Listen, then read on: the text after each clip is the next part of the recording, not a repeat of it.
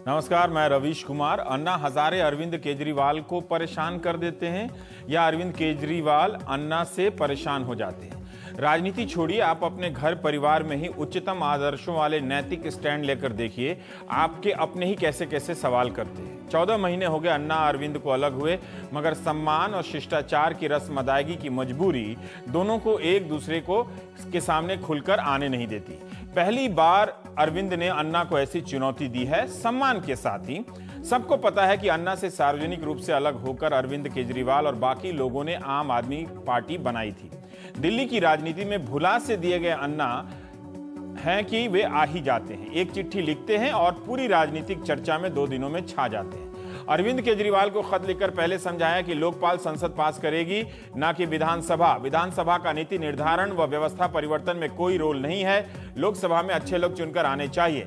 इस तर्क के हिसाब से तो विधानसभा के चुनाव में किसी को भी जीतकर पहुंच जाना चाहिए, क्योंकि इसका कोई रोल तो होता नहीं है। अन्ना ने जो बड़ा सवाल किया है वो यह है कि आपका सारा अभियान इस तरह से चलाया जा रहा है जिससे लगता है कि मेरा पूरा समर्थन आपके अभियान को है।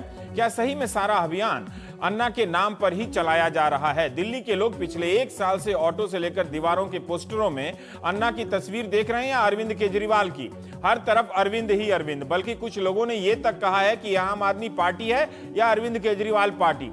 वैसे दूसरी पार्टियों में भी एक ही नेता होते हैं। एफएम रेडियो पर भी अरविंद केजरीवाल की आवाज में ही विज्ञापन आता है। तब भी अन्ना को यह शंका क्यों हुई कि उनके नाम के सहारे सारा अभियान चल रहा है? लेकिन यह बात सही है कि जो जन लोकपाल का पोस्टर आम आदमी पार्टी इस्तेमाल कर रही है उसमें अन्ना का जन लोकपाल लिखा है। अन्ना लोकपाल आंदोलन के समय जमा हुए पैसे का हिसाब मांग रहे हैं और कह रहे हैं कि चुनाव में इस्तेमाल नहीं होना चाहिए।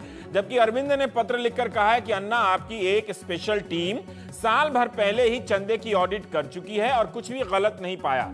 अरविंद ने यह भी कहा कि हम आंदोलन का पैसा चुनाव में नहीं लगा रहे हैं, यह तो वैसे ही समाप्त हो चुका है और इसका हिसाब आयकर विभाग को दिया जा चुका है बिना मांगे।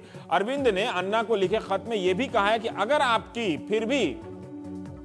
फिर भी शक है तो जस्टिस संतोष हेगड़े या किसी अन्य जज से सारे खातों की दोबारा जांच करवा लीजिए।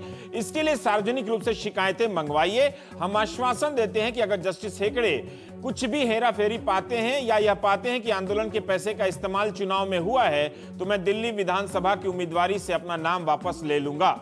वैसे अन्ना ने हमारे सहयोगी इम्तियाज से यह कहा है कि वे इसकी जांच के लिए कोई कमेटी नहीं चाहते।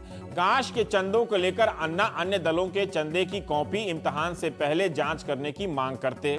अन्ना ने अरविंद को लिखे खत के आखिर में यह भी कहा है कि मेरा मानना है कि इन सारी बातों में सच्चाई नहीं होगी, पर यह बातें फैली हुई है, इसलिए सत्य जानने के लिए पत्र भेज रहा हूं।